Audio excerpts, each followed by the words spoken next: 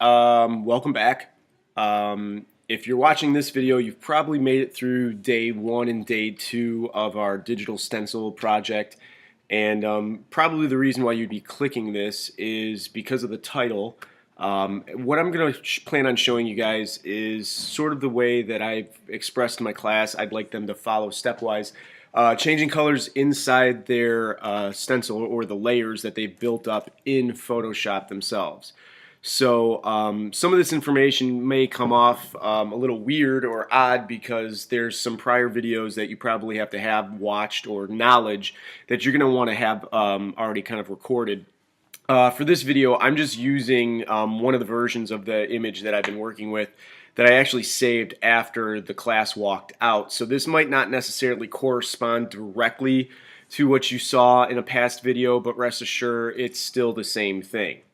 Now, in my previous video, I did explain that there's a couple tools that you're going to be wanting to make sure that you have open. The first one being the Layers panel right here, as well as making sure that you also have the History button or the History icon available to you as well.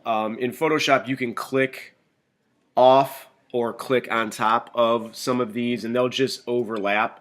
So it's kind of a good idea to just keep your window organized so that you can kind of see what's going on. And for the sake of this little information video, I'm going to keep them organized this way so that you can see both me zoomed in and zoomed out what's going on.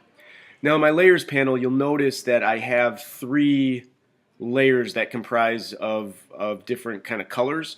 And basically what I wanted to show in this video is how to click on any one of these layers and simply change the color using a really quick adjustment that's pretty easy to manipulate actually. For the sake of what we're going to be doing here, I think probably it's going to be the easiest to see the change in the color on this background orange. So this is going to be, whoops, sorry, my screen skipped there. This is going to be the layer that I choose. However, you can do the exact same steps and get the exact same effects on any one of these layers that you click on. So I'll just click on the orange layer 3 and I'll show you how this works real time. Up at the top of your window, your Photoshop window, you'll have the option that reads image, and the second word down, the second mouse over, is the option to make adjustments to the image.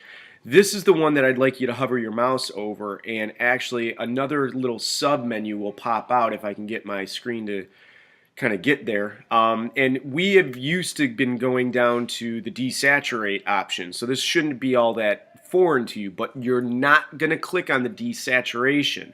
You're actually going to go up to the top where the option reads Hue Saturation. And basically the word hue is a different word for color, and saturation means how much of the color you're actually using. So go ahead and click that option and you'll get a little preview window that pops open. Now mine accidentally went over to the other screen, so I'm going to click and drag that over here, and you can see that there's some slider bars here that you can control.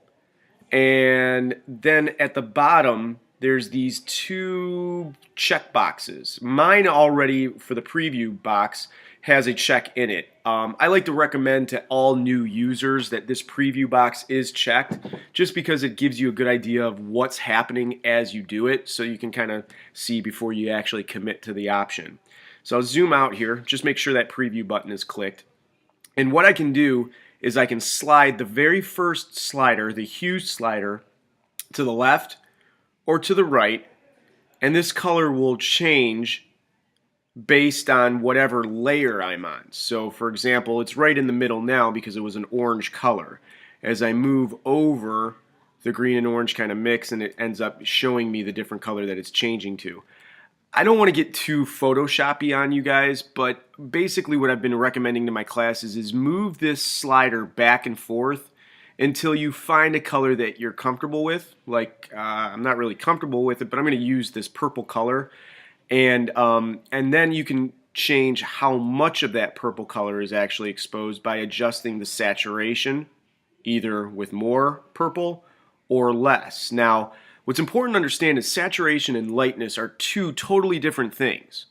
When I dial it up, or when I slide the slider bar over all the way, I'm using as much of this color as I possibly can. While when I bring it down or I desaturate the image, I'm actually taking color information away. So as I bring the slider bar down, you'll notice that it actually ends up turning completely gray. And this shouldn't be that big of an adjustment or a change because we've used the desaturation option to actually take all the color away from our original image in a prior video. Now the lightness slider basically will either make the color super light or super dark, but the color information will still be there. So as you can see, I slid my bar down on the darker end and this purple becomes really dark purple. As I slide it up towards the lightness, that purple becomes a lot lighter. You guys can experiment with the colors here, all right? There's absolutely no rule as to what colors you need to do, but I wanted to at least show you guys these options because this is exactly how you're going to go about changing the colors of your stencil and then following the tutorial video that I shot yesterday or maybe earlier this morning, I can't keep track, to merge the layers together and then copy them over into your opposite file that you're going to be sending in to me. So I'm going to commit to this change and just say OK. Sorry about the notification for email. And as you can see, my orange layer 3 has become purple. And like I said, you're going to do this same thing to all the other layers. So let's say in the light blue, I want to change that. All I need to do is follow the same steps: image, adjustments, hue saturation, and by using this bar, I can slide back and forth until I find a color that works, change a few of the options however I see necessary, and that light blue ends up becoming green. I think what you guys are going to need most of your class time for is just kind of playing around and experimenting with some of these colors so that you can get a better idea for what happens when you use this tool. I'm going to try and get a light yellow here.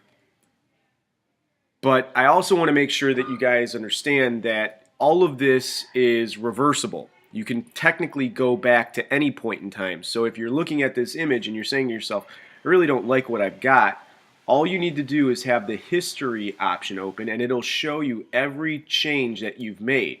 So let's say I want to go back to when I changed my background color from that, I think it was, geez, I don't even know what color it was. Well, regardless, this is the step right here that I did. So I can go back to orange just by simply going backwards through the steps that I've taken, and I'm back to the way this image was when I originally opened it.